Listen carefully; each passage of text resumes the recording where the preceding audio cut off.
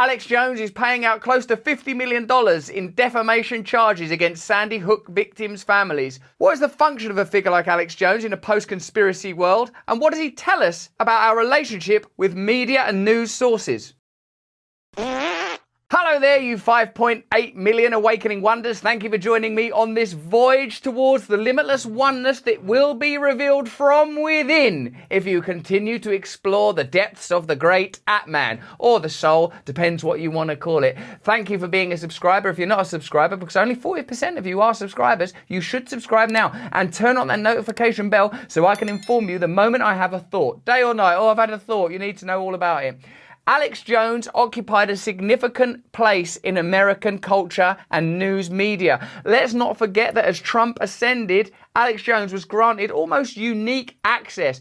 People like Joe Rogan have him on the show regular. I've been on Alex Jones's shows before, and I think he has a lot to contribute in very interesting ways. Of course, his comments around Sandy Hook, he admits they were untrue, and they obviously caused great distress. Any parent, or perhaps any sane person, would recognise that if something like that was said after the tragedy of the murder of your children, it would exacerbate the grief in ways that are difficult to contemplate and imagine.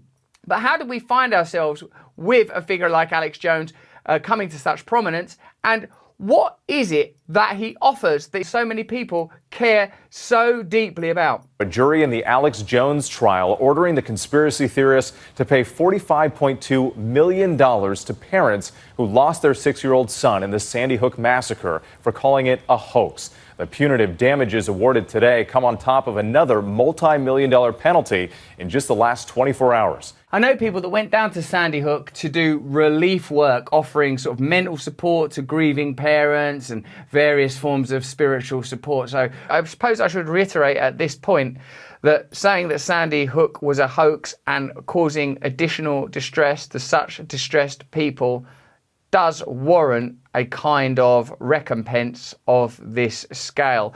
I'm certainly not seeking to undermine that verdict or in any way support Alex Jones in saying those things. For years, Jones told followers Sandy Hook was a hoax staged by the government to crack down on guns. Jones finally admitting on the stand what the world knew years ago about the massacre.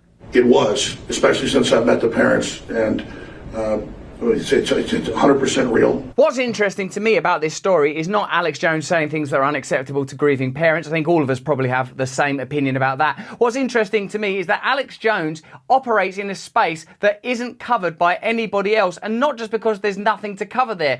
These days, increasingly, you see people called conspiracy theorists, like me, for example, because I'm saying the government and big business and the media cooperate in order to tell stories that nullify democratic process and prevent ordinary people from having meaning and agency in their own lives. That's a conspiracy theory to say that, when it's plainly true. When we saw in the last couple of years a wealth transfer where the most powerful interests in the world benefited from the pandemic.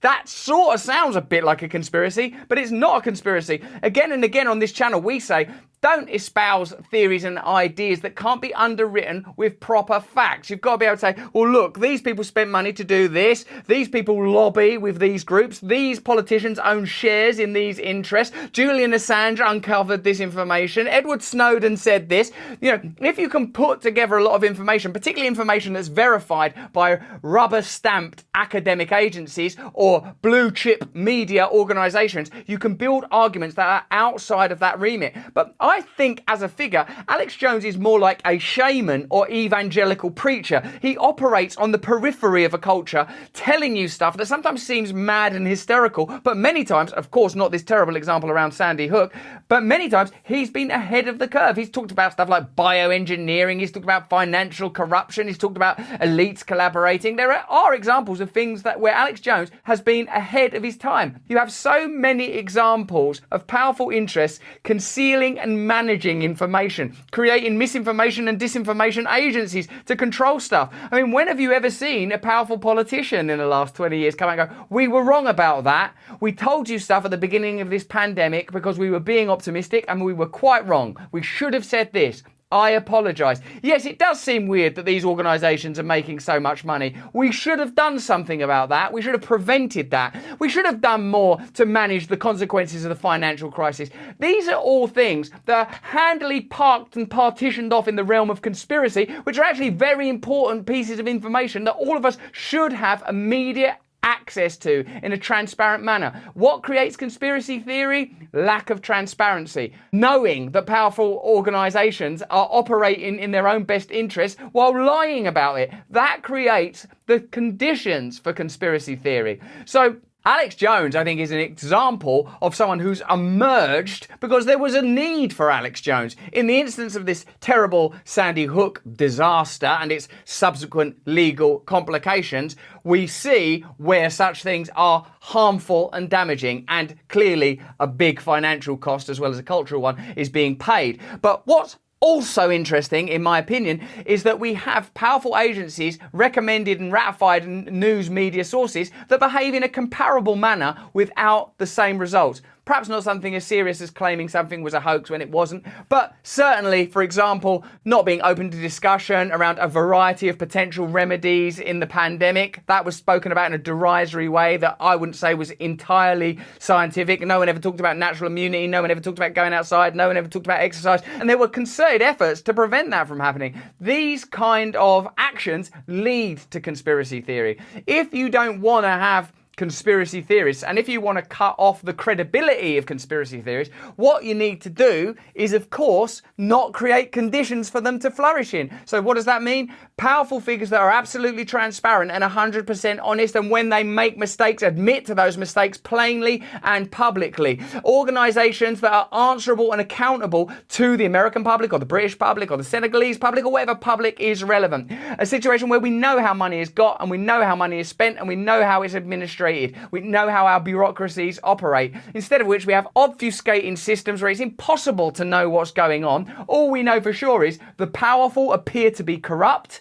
Situations that are terrifying and damaging for ordinary people, whether that's the Ukraine war or the pandemic, seem to be beneficial to certain groups who don't appear to be entirely accountable, who appear to be profiting in situations that are detrimental, damaging, even life-threatening for ordinary folk. If you have that kind of situation, then of course the world is open to figures that are interested in ideas outside of the mainstream. Take the whole Russiagate controversy. That was an engineered conspiracy theory which was regarded as, oh, you're a whack job, it's definitely happening. Turned out to be a total construction of the Democratic Party. Take the Wuhan lab leak theory. Oh, there's no way that there was a lab leak. Increasingly, it seems more likely that there was a lab leak. We're continually told that the most dangerous conspiracies are the conspiracies that emerge from individuals online, whether that's an individual like you or me or Alex Jones, who has a voice and has Infowars and has a degree of power and influence. Those are the conspiracies that we're supposed to focus on.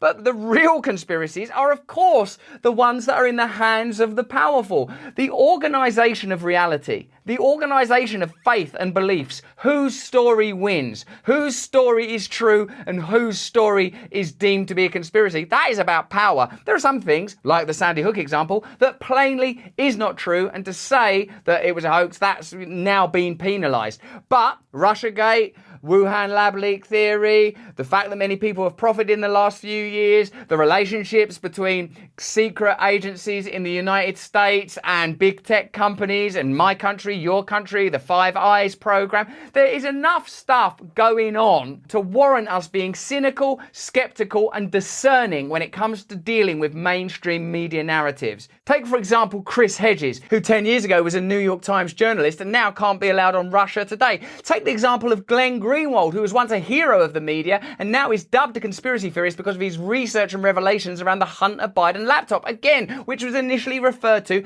as a conspiracy theory. The people that have been adjudged as conspiracy theorists throughout the period of the pandemic have often contributed to arguments that have become more and more valid as time has gone on, through their discernment, through their questioning. My idea is, my notion is, my fear and my suspicion is that the term conspiracy theorist is used to prevent legitimate questioning of centralized state financial and pharmacological power. For a while, it was considered a conspiracy theory to say that, hey, maybe the media don't report on the pharmaceutical industry responsibly because of all the funding. But then we saw this. CBS Health Watch, sponsored by Pfizer. Anderson Cooper 360.